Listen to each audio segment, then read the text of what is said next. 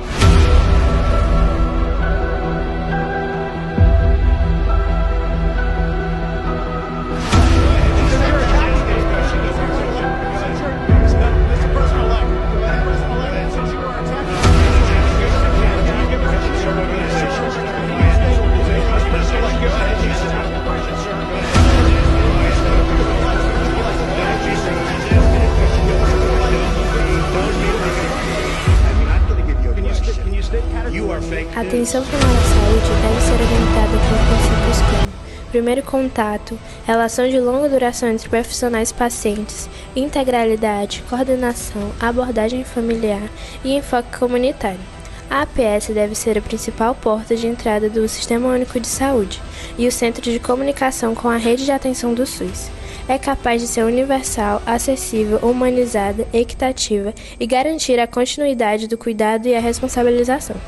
Ela busca garantir que os serviços sejam fáceis de acessar, abordando de forma holística as necessidades físicas, mentais e sociais dos indivíduos. Além disso, é fundamental envolver a comunidade na identificação de necessidades de saúde e na formulação de soluções, promovendo saúde e prevenindo doenças. De acordo com a Organização Mundial da Saúde, a APS é um conjunto de ações que visa satisfazer as necessidades das pessoas ao longo da vida. É caracterizado por promover, proteger e reduzir danos, abordando determinantes da saúde, como fatores sociais e econômicos. É realizada por equipes multiprofissionais e deve orientar-se por princípios como universalidade, acessibilidade, responsabilização, humanização e equidade. A alocação financeira insuficiente para a APS pode reduzir a cobertura populacional, a cobertura de saúde bucal e o número de agentes comunitários de saúde. De acordo com o Instituto de Estudos para Políticas de Saúde, 34% da população brasileira não tem acesso à APS. Isso representa 72,69 milhões de pessoas que não estão cobertas pelo Programa de Estratégia de Saúde da Família do Sistema Único de Saúde. Hoje em dia, falando pelos locais que eu trabalho, não tem mais tanta falta de suprimentos básicos, por exemplo, na UPA, né? Não existe, pelo menos no período que eu estou lá, falta de material de luva, que eu falo, suprimentos básicos, né? Analgésicos comuns, materiais como luva, máscara, gaze, não falta. O problema de lá é a superlotação. Um problema que a gente tem enfrentado são filas enormes, né? Muitas pessoas, uma demanda muito grande e poucos profissionais para trabalhar. No caso, são poucos médicos, poucos enfermeiros, poucos técnicos, e com isso causa um desgaste muito grande da população, né? Da equipe, no caso, um desgaste grande da equipe, porque são muitas pessoas para uma população muito grande, né, para poucas pessoas trabalhando, e gera uma fila grande, né, muito tempo de espera lá fora, gera estresse. Então, o problema maior não está sendo mais de suprimentos, está sendo de falta de pessoas, né, na equipe. Nas unidades que eu trabalho, o conforto ele é um pouco mais complicado, né? Principalmente por ser unidade de pronto atendimento, unidade de emergência, que o fluxo de pacientes é muito rápido. Normalmente os pacientes não passam muitos dias. No caso da UPA, o Banabuiú nem tanto, mas na UPA o conforto que a gente tenta ofertar ao paciente é tentar deixar ele mais à vontade possível, né?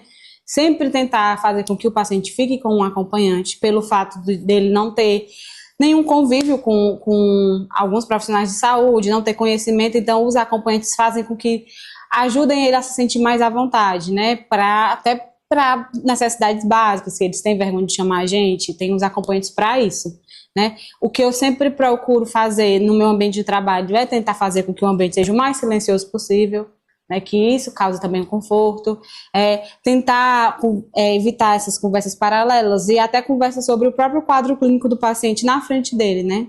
Para não deixar ele tão nervoso. né? Tentar conversar mais com a família e aí fazer com que o meu vínculo com a família e ele se torne mais fácil, porque assim faz com que ele se sinta mais confortável. A maior dificuldade que eu acho que eu e a maioria dos profissionais enfrentam lidando com o público não é nem a ingratidão, é a forma como o público age muitas vezes com a gente e que às vezes a gente entende, né, que às vezes os pacientes estão ociosos, estão nervosos, né, a família está nervosa e aí acaba descontando meio que no profissional uma culpa que não é dele, né, acaba muitas vezes nos agredindo verbalmente, né, às vezes até mesmo fisicamente. Isso é uma das maiores dificuldades de lidar com o público. É saber que a gente sempre vai dar o nosso melhor, mas nem sempre o paciente ou o familiar vai enxergar como o nosso melhor, né? Muitas das vezes eles, por problemas que já passam em casa, ou pelo próprio problema, acabam descontando em nós profissionais algo que não é de nossa culpa. Eu acho que a experiência mais marcante que eu tive na minha vida foi atender um familiar, né? E sem saber que ele era meu familiar. Em um dia comum, eu não estava de plantão e aí próximo à minha casa teve um acidente de moto e eu fui socorrer como eu socorreria qualquer pessoa, né? Não vi quem era a vítima e aí quando eu girei, fiz o rolamento para colocar na prancha e tudo, era o meu primo que tinha poucos instantes tinha saído da minha casa, né? E ele estava muito grave.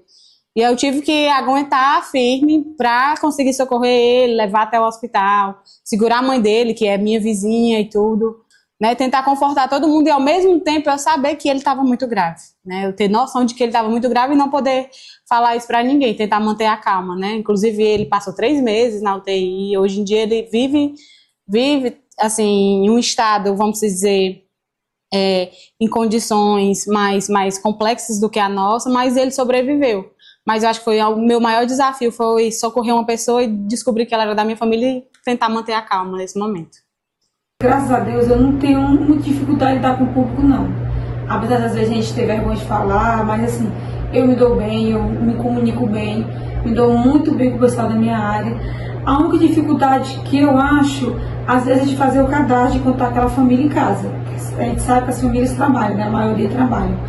Então a dificuldade que eu encontro é no termo do cadastro. Mas depois que eu consigo fazer o cadastro, fazer amizade, para mim é tranquilo, graças a Deus. Nossas atribuições são várias, mas a principal atribuição, que hoje começa tudo, é o cadastramento da família. Porque através do cadastro da família que vamos conhecer a família, o que tem na casa, o que tem de atribuições, o que tem de agravos ou não. Através do cadastro, certo? A gente vai descobrir as atribuições, acompanhar se tem gestantes, se tem crianças, se tem acamados, se tem hipertensos, diabéticos, tuberculose, hanseníase. Então, uma das principais atribuições é o cadastro. Começou o cadastro, aí sim vem todas as atividades depois do cadastro. Aí, conhecendo as famílias, a gente tem uma gestante, acompanhar as consultas, acompanhar os exames, olhar as vacinas se estão em dias, as crianças, olhar as vacinas, olhar o peso das crianças, os hipertensos, olhar como está sendo as medicações, se está tomando certo, se está indo para as consultas. Isso entra hipertensos, diabéticos, olhar como está sendo cuidado aquele que é acamado, como está sendo as visitas com o médico. Então, atribuições são várias, muitas coisas. Muitas pessoas acham que é só as visitas, mas não. A visita é o início de tudo. A atenção primária em Quixadá, Ceará, enfrenta desafios significativos, como problemas de infraestrutura e escassez de recursos humanos nas unidades básicas de saúde. O acesso aos serviços é dificultado pela distância das UBSs, especialmente em áreas rurais, e a falta de transporte adequado. Embora existam programas como o Saúde da Família, a qualidade do atendimento é afetada pela rotatividade de profissionais e a necessidade de formação contínua. Além disso, a coleta de dados e a gestão eficiente dos serviços são essenciais para compreender as necessidades da população. Para melhorar a saúde e o bem-estar dos habitantes, é crucial investir em infraestrutura, capacitação e na gestão de atenção primária. A minha experiência mais marcante dentro do posto foi que eu fui me consultar com o médico pela primeira vez. Quando eu entrei na sala dele, simplesmente ele olhou na minha cara e falou: "Acabei de lhe atender. Eu falei, não, doutor, não foi eu. Foi você. Eu disse, não foi eu. Eu acho que o senhor deve estar louco, porque não foi eu. Para mim isso ficou muito marcante, né? Porque um médico que não tinha visto a paciente, e simplesmente ele falou que já tinha me atendido, isso para mim ficou muito marcante. E fiquei até com medo de tomar certos remédios que ele passava para mim. A APS pode enfrentar desafios como a falta de recursos financeiros e humanos, que se traduz em um número insuficiente de profissionais de saúde. Isso resulta em longas filas de espera e dificuldade para agendar consultas. Além disso, a capacitação dos profissionais de saúde nem sempre é suficiente para lidar com a diversidade da necessidade da população, havendo uma escassez das equipes multidisciplinares que poderiam oferecer um atendimento mais incluso. Essa outra pergunta, eu entendo que as dificuldades no sistema único de saúde, infelizmente acontece. Acontece muito das pessoas esperar algo e não acontecer no tempo ágil, né? Mas existe dificuldade sim, mas eu gosto de trabalhar na saúde, eu me dou bem com as pessoas, eu gosto de trabalhar com idosos, então eu gosto de estar nessa área sim. A APS pode ser aprimorada por meio da capacitação contínua dos profissionais, facilitando o acesso aos serviços com horários mais flexíveis e telemedicina. É essencial integrar os diferentes níveis de atendimento para garantir um cuidado coordenado. O primeiro ponto que precisa melhorar é na conscientização de prevenção de doenças, continuar falando, né, em escolas principalmente, não só sobre prevenção das doenças, mas sobre hábitos saudáveis. Também é uma forma de prevenir as doenças, né? Hábitos saudáveis, nutrição, tudo isso engloba, né, a parte da saúde para evitar doenças, evitar chegar até a UPA, né, e evitar a superlotação, que é o problema que eu sempre trago. Segundo ponto é a capacitação de mais profissionais.